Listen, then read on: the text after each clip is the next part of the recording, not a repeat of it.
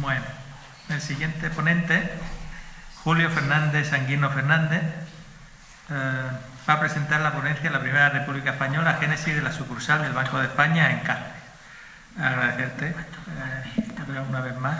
Sucursal del Banco de España en Cáceres, que se abrió como consecuencia de las disposiciones adoptadas en la Primera República Española. Estamos en el 150 aniversario y precisamente, sí, exactamente, y bueno, pues que es precisamente el objetivo de estos coloquios. Quiero agradecer en primer lugar la presencia de todos ustedes y bueno, pues ver viejos amigos. Y digo viejos amigos no por la edad, sino por el tiempo que hace que les conozco, ¿no? Bueno, pues vamos a ver cómo un tema económico se puede hacer lo más llevadero posible. Cuando nosotros hacemos un bizum o pagamos un café o un libro con el móvil, tenemos que pensar que para llegar a esto se ha tenido que hacer un largo camino. Y ese camino precisamente nos muestra la evolución del sistema financiero español. Un sistema financiero que en la época tratada pues empieza con los reales de vellón, sigue la peseta hasta llegar actualmente al euro. Pero también ha habido una evolución en los medios de pago, ¿no? En el siglo XIX era la moneda metálica y precisamente la moneda de plata, que incluso en el siglo XX los famosos alfonsines todavía están en la mente de muchas personas. El billete se empezó a generalizar a finales del XIX y tuvo su mayor desarrollo en el siglo XX y actualmente pues predominan los medios electrónicos de pago. Bien, en el centro de este sistema, entendido como sistema monetario y financiero, hay que situar al Banco de España. Pero el Banco de España, que todo el mundo conoce, tiene unos antecedentes. El Banco de España tiene su origen en el Banco de San Carlos, que se creó en 1782. En 1829 da paso al Banco de San Fernando y la institución no toma el nombre de Banco de España hasta 1856. Bueno, el Banco de San Carlos lógicamente era una sociedad anónima. Lo primero que hubo que hacer pues es una oferta pública de acciones. Entonces, estamos hablando de finales del 18, aquí era la provincia de Extremadura y se suscribieron acciones en diversas poblaciones, ¿no? En la ponencia se relacionan aquellas poblaciones que después se integraron en la actual provincia de Cáceres después de la reforma territorial de 1833. Entre esas poblaciones figura Trujillo, porque aquí hubo un suscriptor que se llamaba Francisco José Delgado Calderón, que era presbítero. Precisamente en la ponencia se pone una reproducción de la acción que tenía ese señor. Porque siempre una imagen parece que vale más que 1000 palabras, ¿no? No he traído un pendrive para haberlos puesto, no caí en este tema. Claro, cuando el Banco de San Carlos se constituye, no solamente realiza operaciones en Madrid, también realiza operaciones en las distintas poblaciones españolas. Pero para eso necesitaba comisionados. Los comisionados son unas personas que, en términos coloquiales actuales, pues pueden ser como corresponsales, pero con un grado superior. Es decir, habían sido comisionados, habían sido autorizados para realizar determinadas operaciones. Cuando el Banco de San Fernando entra en funcionamiento, pues necesita también esos comisionados, pero la creación del Banco de San Fernando es más compleja. El Banco de San Carlos estaba en quiebra, es decir, la Hacienda Real debía al banco entre 300 y 400 millones de reales de vellón. Claro, la situación del banco ya era inviable y entonces Fernando VII entrega 40 millones para constituir un nuevo banco. Bien, borrón y cuenta nueva, como en todas las quiebras, ¿no? Quien salió perjudicado fueron los accionistas, porque de un capital de 240 millones, pues se convirtió en 40 millones. Aquí hay una cosa muy curiosa en esta zona. El Banco de San Carlos debía 28.000 reales como consecuencia de la contribución por unas fincas que tenía aquí en Trujillo y también en Guadalupe. Las debía desde el año 1822, es decir, hace 7 años atrás, ¿no? Y no las quería pagar. Entonces se fueron a pleito y la audiencia dictaminó que el banco debería de pagar al menos la tercera parte. lo digo como cosa anecdótica, ¿no? Es lo que pasa en las quiebras. Estuvieron 3 años hasta que el Banco de San Fernando ya pudo consolidarse como banco y entonces empieza sus operaciones. Pero claro, para empezar sus operaciones también necesitaba comisionados. Y esos comisionados los cogió del Banco de San Carlos. Lo primero que hizo fue coger y reconocer a esos comisionados. Y aquí en la provincia de Cáceres había comisionados en 3 poblaciones: Plasencia, Cáceres y también Trujillo. Aquí en Trujillo hubo un comisionado importante que se llamaba Ivón Sánchez Loyano, que aceptó el cargo el 14 de noviembre de 1829 en una carta enviada al Banco de San Fernando en Madrid. Y precisamente aceptó el cargo de la comisión del Banco de San Fernando en Trujillo, en 1829. Antes había sido del Banco de San Carlos, ¿no? Este señor tenía un comercio en la calle Tiendas, de aquí de Trujillo, y además en su establecimiento pues se hacían operaciones diversas. Incluso el boletín oficial de la provincia se suscribía y se recogía allí. Después, en los años 30, estoy hablando del siglo XIX, pues hubo otro comisionado que se llamaba Ramón María García. Y en los años 40 tenemos otro comisionado que se llamó Vicente Hernández.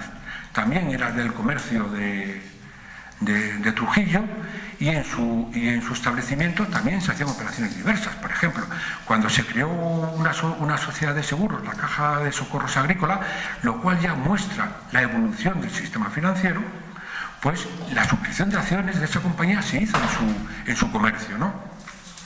Bueno, estos comisionados son muy importantes para el sistema financiero español, porque realizaron las primeras operaciones. Inicialmente eran operaciones relacionadas con el comercio, fundamentalmente con temas de letras, ¿no? Pero también empieza ya a haber disposiciones generales. La primera disposición que hay que mencionar es la que promovió José Napoleón en 1809, cuando quiso organizar la administración española y estableció que los depósitos obligatorios se constituyesen en el Banco de San Carlos o en el de sus comisionados. ¿Por qué? Porque antes se hacía en la Tesorería General, ese dinero se gastaba y cuando los tribunales resolvían, pues no había dinero para dárselo al administrado, ¿no? Bueno, entonces se puso esa norma. La pertinencia de esta norma es fundamental porque el propio Fernando VII firmó una real orden en el mismo sentido cuando se creó el Banco de San Fernando, y después el Banco de España tenía esa misión y así figuraba en sus estatutos. Por lo tanto, hay que tener en cuenta que todos los depósitos obligatorios que se constituyeron a partir de 1809 se tuvieron que hacer en los comisionados de los distintos bancos, Banco San Carlos, Banco de San Fernando, etcétera, ¿no? De ahí la importancia de los comisionados, incluso el comisionado de Trujillo.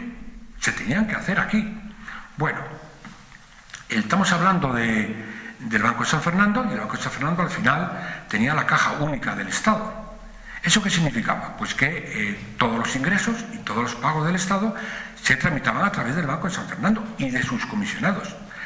Con las guerras carlistas se movió el dinero en toda España, porque además no solamente había que provisionar de fondos a la milicia del norte, ¿no? Sino también había destacamentos como en Cáceres. Y eso también lo hacían los comisionados, incluso las ayudas o las subvenciones públicas, por ejemplo, por pérdida de cosechas que hacía el gobierno, se tramitaban a través de los comisionados. Pero sobre todo el Banco de San Fernando, no hay que perder de vista, tenía toda la operativa relacionada con la deuda pública, era muy necesaria en aquella época, con los billetes y con las monedas.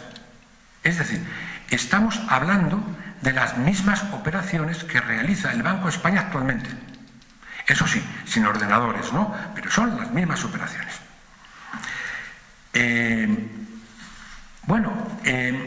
Otra de las cosas curiosas es que en 1868, y esto es generalmente desconocido, el Banco de España asume la recaudación tributaria de todo el territorio. Entonces, ¿qué es lo que hace el Banco de España? Pues, por provincias, en Cáceres crea una delegación, la Delegación del Banco de España para la recaudación tributaria. Y al frente estaba un delegado del Banco de España para la recaudación tributaria. Bueno, Hoy, cuando vamos a Cáceres, vemos que hay una delegación de Hacienda, porque esto fue una concesión durante 20 años. Entonces, en 1888 eso pasa a Hacienda. Bueno, pues cuando veamos la delegación de Hacienda o veamos el delegado de Hacienda, antes era del Banco de España. Y aquí, una cosa curiosa también, es que cuando va uno por la carretera, cerca de tu casa, pues está la agencia de... está la Administración de Hacienda, se llama así. Bueno, pues en 1868, aquí en Trujillo, se creó la agencia del Banco de España en el partido de Trujillo. Lo mismo. Los puestos se cubría por concurso, porque para poder llevar a cabo esta función, pues había agentes, recaudadores y cobradores, ¿no? El delegado de Cáceres, cuando estaba vacante Trujillo, pues convocó un concurso de personas y seleccionó a Domingo Duque Muñoz. Es decir, fue el agente cobrador que estaba aquí en Trujillo. Lo cual para mí es un honor aquí en Trujillo. Estamos hablando de operaciones que se realizaban mucho antes que se crease la sucursal del Banco de España. La sucursal del Banco de España se creó en 1884. Y cuando se crea la sucursal del Banco de España, lo que hace es asumir las funciones de los comisionados por un lado y de la delegación por otro. Pero antes se hacían operaciones, y en Trujillo se hacían operaciones. Bueno, para resumir brevemente lo que fue el sistema financiero, se muere Fernando VII, viene la década moderada, que fue un periodo nefasto para el sistema financiero español. Podemos entrar después en el tema. Ahí se crea el Banco de Isabel II en el año 44, especuló y al final quebró, y bueno, se tuvo que fusionar con el Banco de San Fernando para evitar una quiebra pública, ¿no? La década moderada, que ya digo, fue un periodo nefasto, acaba en el bienio progresista. Y en el bienio progresista, pues había un ministro, Juan Brull, que era muy amigo de Espartero y además era partidario de la entrada del capital privado en la función pública. Y aquí lo primero que se hace es que el Banco de San Fernando cambia de nombre y se llamó Banco de España. Había que actualizar, porque España siempre ha tenido una política autárquica, ¿no? Es decir, el Banco de Francia o el Banco de Inglaterra llevaba ya muchos años operando con ese nombre. Entonces lo que se acondicionó el nombre de San Fernando fue al nombre de Banco de España. No tenía sentido mantener un banco con un monarca que había fallecido 20 y tantos años atrás, con independencia como fuera el monarca, ¿no? Es decir, se dio un paso para poner el mismo nombre que tenían los otros bancos en Europa. A final de 1856, cuando se hizo esto, pues se crean bancos de emisión privados. Es decir, bancos que podían emitir billetes para sus zonas de influencias. Y a nosotros nos interesa el Banco de Sevilla. Sevilla emitía billetes que tenían validez en Sevilla, Huelva, Cáceres y Badajoz. Eran los billetes que podían funcionar por aquí. También, bueno, pues en esa época, a finales del 56, se abrió la mano para hacer las sociedades anónimas de crédito, que eran bancos destinados a fomentar las empresas y, bueno, pues la industria, especialmente los ferrocarriles. Y pasó como al final de la década moderada, es decir, el sistema entró en quiebra, bueno, y al final, pues tuvimos en España la mayor crisis financiera y económica del capitalismo español, que fue en 1866. Y eso dio paso a la Revolución de 1868, conocida como la Gloriosa. La historia de España normalmente no se puede entender sin hablar de la historia económica, porque el dinero lo mueve todo. Es decir, esa crisis económica fue lo que promovió la Revolución del 68. Bien, al mes siguiente de establecerse el gobierno provisional, pues se establece la peseta como unidad monetaria. Antes había un guirigay de monedas, había reales, escudos, pesos, duros. Yo cuando he visto en esta época planos de las sucursales del Banco de España, pues en algunas ponían, el edificio tenía 24 codos de burgos, bueno, o te ponían otras medidas, y además, lo que sí había que hacer era poner una moneda nacional única de cara al exterior. En el año 65 se había suscrito una unión monetaria de varios países europeos y España se adhirió en estos momentos. Bueno, La Gloriosa inició el periodo conocido como Sexenio Democrático. Al final de este periodo, bueno, pues con el general Serrano, de supervisor del gobierno, pues se aprueba la propuesta de José Echegaray de que en lugar de haber varios bancos provinciales, hubiera un solo banco nacional, como era en todos los países europeos. Y ese privilegio de emisión se lo dieron al Banco de España, un solo banco. Ahora, curiosamente, el Banco de España pues, está celebrando el 150 aniversario del privilegio de emisión y tiene una exposición preciosa en Cibeles. Yo cuando he ido a investigar para realizar esta ponencia en el Archivo Histórico del Banco de España, que quiero decir que es un lujo investigar allí, no solamente por el entorno, sino por los fondos documentales y los magníficos documentalistas que allí están. Tengo que hablar muy bien de mis compañeros y, por ejemplo, me han dado documentos que aparecen aquí en la ponencia. Uno de ellos es la carta que escribió precisamente el comisionado de 1829, porque es un documento digno de que figure en la documentación de Trujillo. El Banco de España es reacio también a dar ese tipo de información, porque estas informaciones y estas imágenes las da en sus propias publicaciones, ¿no? Pero bueno, pues han hecho una excepción con nosotros, con lo cual hay que agradecérselo, ¿verdad? Bien, entonces el Banco de España ya tiene el privilegio de emisión para todo el territorio. Claro, para poder difundir el billete único, en Galicia, en Asturias, en todo, se necesitaban sucursales. Pero además del tema del dinero, España necesitaba una serie de operaciones que le pusieran a la altura de Europa y sobre todo operaciones para fomentar la industria y el comercio. Operaciones como las transferencias. Ahora parece fácil, pero estamos hablando de un momento muy difícil en la historia económica española. También había que potenciar el descuento. Los comerciantes se financiaban con letras, es decir, emitían letras y el descuento les anticipaba el importe de esas letras.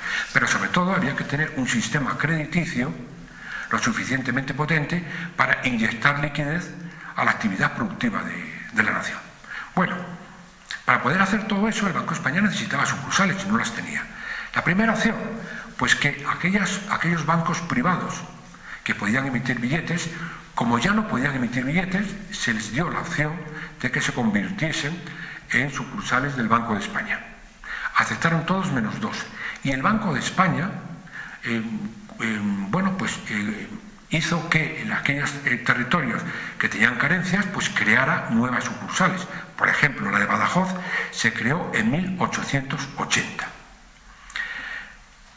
Al final de la República, al final del año 1874, pues viene, pues la restauración, con un bipartidismo ahí, moderados y liberales.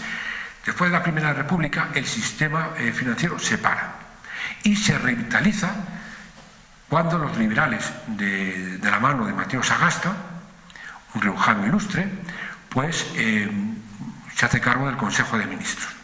El Banco de España, en el año 82, amplía el capital como requisito previo y decide ampliar sucursales. Y se pasó de 22 sucursales a 39. Todas abrieron en el año 84, menos dos que fueron en enero del año siguiente, me parece que fue Logroño y Vigo, pero por problemas técnicos. Bueno, pues Cáceres fue una de ellas. Es decir, Cáceres se abrió en la segunda tanda, según los principios de la Primera República, cuando los liberales volvieron al poder. Hay que resaltar la importancia que han tenido las sucursales en la historia económica española. Y muchas veces no se valora.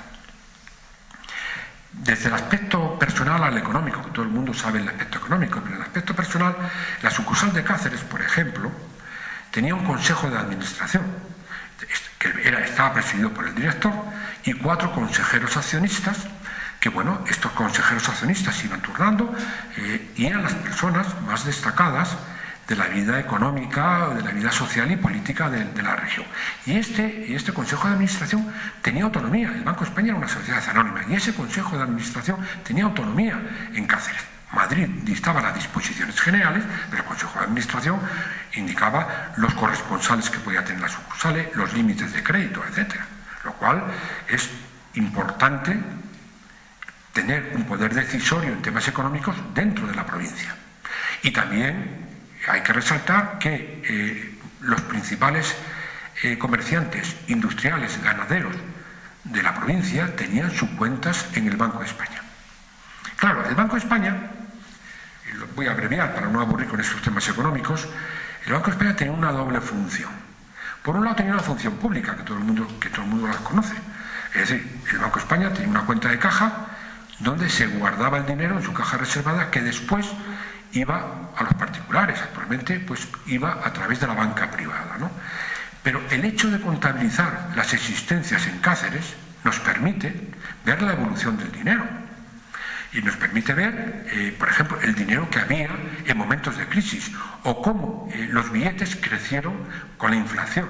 Esto pasó en los años 40. En los años 40, después de la Guerra Civil, pues vemos que los parámetros, tanto de la inflación como de los billetes, porque iban parejos, pues se multiplicaron por 7 pues, en los años 40. Y esto hizo que en los años 50 el Banco de España se plantease la creación del nuevo edificio de la sucursal de Cáceres, el que todos conocemos, porque los billetes no cabían en la sucursal vieja. Claro, nosotros tenemos una historia que es narrativa, pero no explicativa. Cuando vemos la sucursal del Banco de España en Cáceres, se abrió en el 59, pero nadie sabe los motivos, porque aparte de los billetes había otros. Bueno, también el Banco de España en Cáceres tenía una cuenta de tesorería. En esa cuenta de tesorería se contabilizaban los ingresos y los pagos de la Hacienda provincial. Es decir, que todo el concepto impositivo, todo el concepto de la Hacienda se puede ver a través de las cuentas del Banco de España. Pero sobre todo lo que hay que destacar son las cuentas de los particulares. Claro, si el Banco de España tiene las cuentas de los principales agentes económicos que había en la provincia, sus cuentas, sus registros, nos están dando una idea de la actividad económica que había en la provincia. Es cierto que como no tenía todas, hay que verlo en términos relativos. Podemos hablar después, si quieren ustedes, de la evolución de la banca privada también, ¿no? Claro, las cuentas corrientes nos indican los ingresos, los pagos y el dinero a través de los saldos que mantenían estas personas. Con los descuentos de letras o los efectos en gestión de cobro, porque no todas las letras o todos los efectos se descontaban, nos están dando la dimensión del comercio en la provincia, tanto en Cáceres como Cáceres con otros pueblos a través de los corresponsales. Y por último, la actividad crediticia. La actividad crediticia, el Banco de España actualmente, para que sea comprensible, actúa directamente a través del sistema bancario, no actúa directamente con los particulares. Pero entonces se actuaba con los particulares, por lo tanto, si bajaba el tipo de interés en momentos de crisis o potenciaba el crédito, estaba favoreciendo la economía en momentos difíciles. Eso pasó en el año 1898, después de la crisis de Cuba, y en los años 30, después del crack del 29. El Banco de España, la sucursal del Banco de España, salvó de la quiebra a muchas empresas. Esto es una de las cosas que había que poner en valor, ¿no? Por actuar directamente con los particulares. Bueno, por no aburrirle, vamos a cerrar con tres cuestiones a destacar. En primer lugar, hay que destacar la antigüedad del Banco Nacional de España con sus distintas denominaciones. Es decir, cuando hablamos del Banco de España, tenemos que hablar del Banco Nacional de España en su conjunto. Yo, claro, ha estado aquí presente a lo largo de 4 siglos. Yo creo que es la institución que más ha perdurado. Bueno, a excepción de Hacienda, que siempre está presente, ¿no? Ahí no vamos a entrar. Claro, el Banco de España, nosotros aquí en Extremadura, tenemos la suerte de que todavía hay una sucursal del Banco de España. La sucursal de Cáceres se cerró en el año 2004 como consecuencia de la incorporación al sistema euro, ¿no? Bueno, la de Badajoz sigue abierta, pero hay comunidades, Castilla-La Mancha, estaba comentando hace un momento, que me viene a la memoria, Toledo cerró en el año 2011. Navarra no tiene sucursal del Banco de España, ni La Rioja, ni Cantabria. Por lo tanto, Extremadura sí la tiene. Otra de las cosas que habría que poner en valor. Es decir, los extremeños tenemos que sacar pecho de las cosas que tenemos. Bueno, Lo que sí hay que destacar sobre todo y poner en valor es que Trujillo tuvo unos comisionados, es decir, como si fueran pequeñas sucursales del Banco Nacional de San Carlos y del Banco de San Fernando. Y tuvo una agencia de recaudación tributaria en 1868, antes de que se crease la sucursal del Banco de España en Cáceres, que se hizo en 1884. En Extremadura también hubo otra sucursal que me viene a la memoria, que fue la de Don Benito, que abrió en 1928 y cerró en el 78. Bueno, y la tercera cuestión a destacar es que el sistema financiero español, que creó las sucursales del Banco de España, pues también las cerró por diversos motivos. Pero pasó lo mismo con la banca privada. Antes salíamos a la calle y veíamos pues prácticamente en cada esquina un banco. Y ahora queremos sacar dinero y nos cuesta trabajo encontrar un cajero, ¿verdad? ¿No? Pero esto yo creo que habría que desarrollarlo junto con la importancia que tuvo la sucursal de Cáceres en otra ponencia el año que viene, para no aburrir. Muchas gracias.